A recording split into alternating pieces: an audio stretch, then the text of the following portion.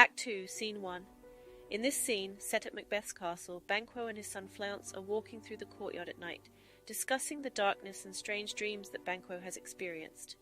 Picture of Macbeth with his friend Banquo. Macbeth then enters, and Banquo tells him that King Duncan is asleep, having been pleased with the hospitality provided by the Macbeths. Banquo also mentions the witches' prophecies, but insists that he doesn't think much about them. After Banquo and Fleance leave the scene, Macbeth begins a soliloquy in which he hallucinates a bloody dagger. "Is this a dagger which I see before me?" pointing towards King Duncan's chamber, foreshadowing the murder he's about to commit.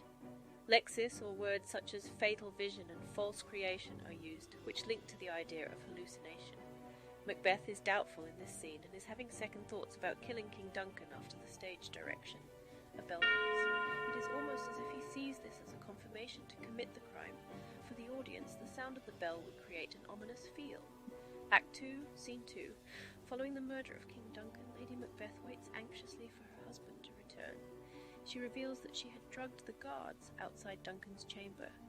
"That which hath made them drunk hath made me bold," but couldn't bring herself to commit the murder because the sleeping king resembled her father, as she declares, "I had done't." The short sentence structure in her dialogue shows cases to the audience that Lady Macbeth is quick, evil, and heartless.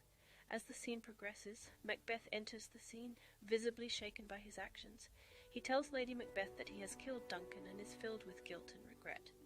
Macbeth is horrified by the blood on his hands, believing that not even all great Neptune's ocean could wash the blood away. Lady Macbeth tries to calm him down and tells him to return the bloody daggers to the crime scene and smear the guards with blood to frame them for the murder. Macbeth, however, refuses and states, "I'll go no more," so Lady Macbeth takes the daggers and does it herself. In this scene, she takes control, and imperative language is once again used to show her power. When Lady Macbeth returns, she tells Macbeth that they must act normal and not let their guilt show. They hear a knocking at the gate, which adds to the tension and sense of impending doom.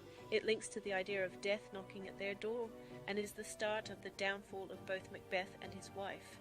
The scene ends with the couple retreating to their chamber to wash the blood from their hands and change their clothes. Lady Macbeth's famous quote, "My hands are of your colour, but I shame slash to wear a heart so white." Shakespeare intensifies Lady Macbeth's character here, as she shows no remorse or guilt. It foreshadows the scene later in the play, when she cannot remove the metaphorical blood from her hands. "Out, damned spot, out I say." These two scenes mark the turning point in the play, as Macbeth follows through with the murder of King Duncan, setting in motion the events that will lead to his eventual downfall. Both Macbeth and Lady Macbeth grapple with guilt and the consequences of their actions, which will continue to haunt them throughout the play. Thank you for watching, and see you next time.